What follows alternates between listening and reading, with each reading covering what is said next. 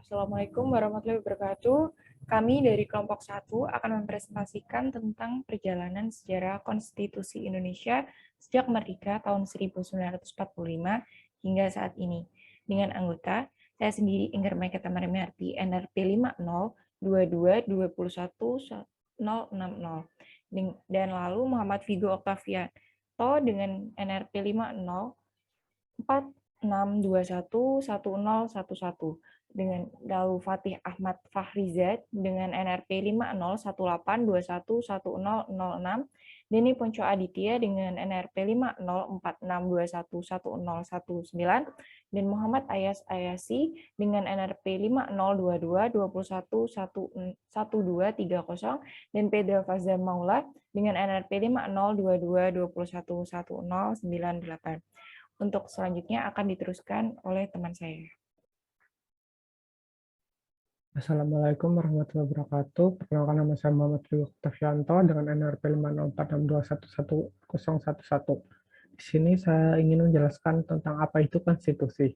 Konstitusi yang ada di Indonesia adalah Undang-Undang Dasar 1945 atau disingkat UUD 1945. UUD sendiri dalam negara adalah sebuah norma sistem politik dan hukum bentukan pada pemerintah negara, biasanya dikodifikasi sebagai dokumen tertulis. Konstitusi berbeda dengan Undang-Undang Dasar. Konsep konstitusi rakyat yang terjadi di negara-negara modern salah. Maka pengertian konstitusi disamakan dengan Undang-Undang Dasar. Kesalahan ini disebabkan oleh pengaruh pemahaman atau kodifikasi hukum-hukum. Kodifikasi menghendaki agar semua peraturan perundang-undangan ditulis untuk mencapai kesatuan hukum, kesederhanaan hukum, dan kepastian hukum. Dampak kodifikasi begitu besar sehingga semua undang-undang itu penting dan perlu ditulis. Dan konstitusi yang ditulis di Indonesia adalah Undang-Undang Dasar. Secara umum terdapat dua macam konstitusi, yaitu satu konstitusi tertulis dan dua konstitusi tak tertulis.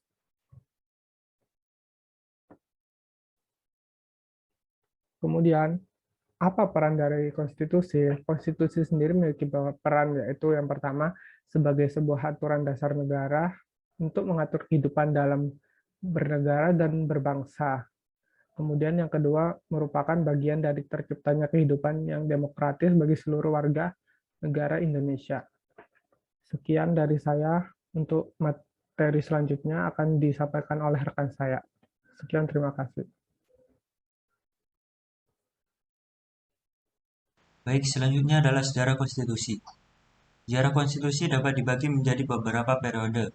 Yang pertama adalah periode 18 Agustus 1945 sampai 27 Desember 1949, yakni periode Undang-Undang Dasar 1945. Selanjutnya yang kedua adalah periode 27 Desember 1949 sampai 17 Agustus 1950, yakni periode Konstitusi Republik Indonesia Serikat ataupun Undang-Undang Dasar Republik Indonesia Serikat. Selanjutnya adalah periode 17 Agustus 1950 sampai 5 Juli 1959, yakni periode Undang-Undang Dasar sementara tahun 1950. Berikutnya yang terakhir adalah periode 5 Juli 1959 sampai sekarang, yakni penetapan berlakunya kembali Undang-Undang Dasar 1945. Selanjutnya, Undang-Undang Dasar 1945 ini dibagi lagi menjadi dua periode. Yang pertama adalah Undang-Undang Dasar 1045 Orde Baru dan periode Undang-Undang Dasar 1045 periode sesudah amandemen, yakni tahun 1998 sampai sekarang. Assalamualaikum warahmatullahi wabarakatuh. Perkenalkan, nama saya Denny Ponco Aditya. Di sini saya akan menjelaskan perubahan Undang-Undang Dasar 1945. Yang pertama, membatasi kekuasaan presiden dan memperkuat kedudukan Dewan Perwakilan Rakyat. Kedua, pasal-pasal yang meliputi masalah wilayah negara dan pembagian pemerintah daerah menyempurnakan perubahan pertama dan HAM. Ketiga, mengubah atau menambah ketentuan pasal tentang asas-asas landasan bernegara, kelembagaan negara dan hubungan antar lembaga negara, serta ketentuan tentang pemilihan umum. Keempat, ketentuan tentang kelembagaan negara dan hubungan antar lembaga negara.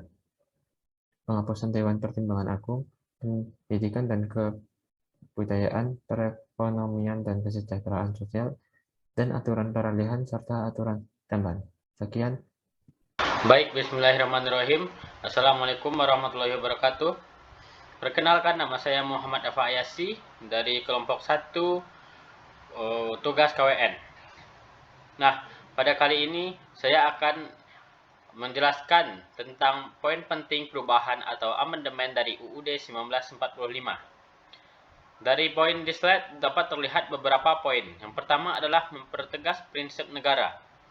Yang dimaksud dengan mempertegas prinsip negara ini adalah prinsip yang berdasarkan atas hukum pasal 1 ayat 3 dengan menetapkan kekuasaan kehakiman sebagai kekuasaan yang merdeka.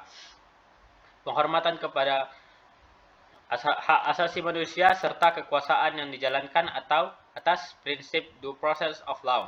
Yang kedua adalah mengatur mekanisme pengangkatan atau pemberhentian para pejabat seperti hakim dan juga para pejabat di lembaga-lembaga lainnya. Yang ketiga adalah sistem konstitusional. Sistem konstitusional ini berdasarkan perimbangan kekuasaan atau check and balance, yaitu setiap kekuasaan ini dibatasi oleh undang-undang berdasarkan fungsi masing-masing. Lalu, ada setiap lembaga negara sejajar kedudukannya di bawah UUD 1945. Yang dimaksudkan adalah lembaga eksekutif, lembaga yudikatif, dan juga lembaga legislatif memiliki kedudukan yang sama. Tidak ada yang saling membawahi atau saling mengatasi. Lalu ada menata kembali lembaga-lembaga negara.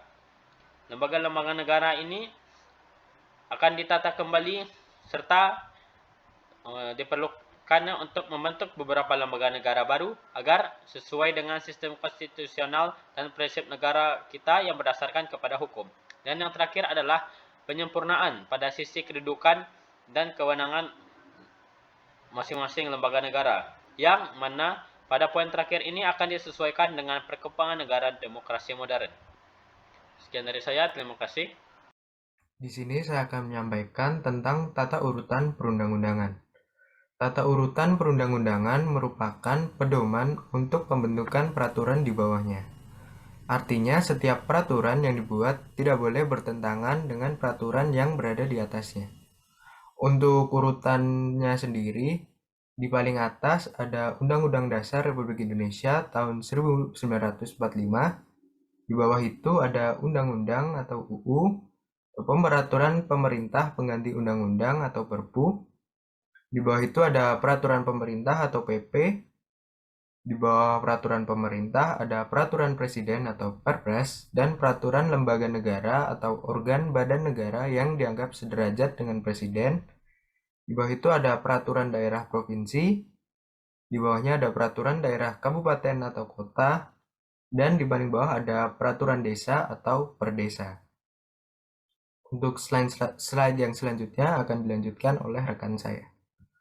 Perkenalkan, nama saya Muhammad Fahmi Fakih dengan nomor NRT 5022211189. Jadi, kesimpulan yang bisa kami dapatkan yaitu konstitusi merupakan suatu fundamental bagi membangun sebuah negara. Negara Kesatuan Republik Indonesia mempunyai Undang-Undang Dasar 1945 sebagai sebuah konstitusi, di mana konstitusi ini pada umumnya mengatur mengenai pembentukan, pembagian wewenang, dan cara bekerja berbagai lembaga kenegaraan serta perlindungan hak asasi manusia. Konstitusi juga memiliki kemungkinan untuk melakukan perubahan, di mana konstitusi harus berjalan sesuai dengan perkembangan zaman.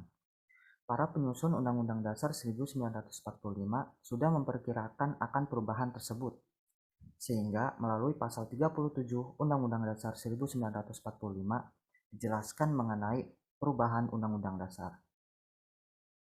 Sejak kemerdekaan hingga saat ini, konstitusi Indonesia sudah berganti mulai dari Undang-Undang Dasar 1945 yang kemudian berubah menjadi Undang-Undang Dasar Republik Indonesia Serikat, yang kemudian berubah menjadi Undang-Undang Dasar sementara 1950 dan kembali lagi kepada Undang-Undang Dasar 1945. Nah, kemudian Undang-Undang Dasar 1945 ini telah mengalami amandemen setelah Orde Baru sebanyak 4 kali, mulai dari tahun 1999 sampai tahun 2002. Sekian, terima kasih. Sekian presentasi dari kelompok kami, ada kurang lebihnya kami mohon maaf. Munir pernah berkata, biarkanlah rakyat yang menentukan arah bangsa ini akan dibangun, dan bagaimana rakyat akan menjaga masa depannya. Sebab rakyat memiliki sah konstitusi. Terima kasih.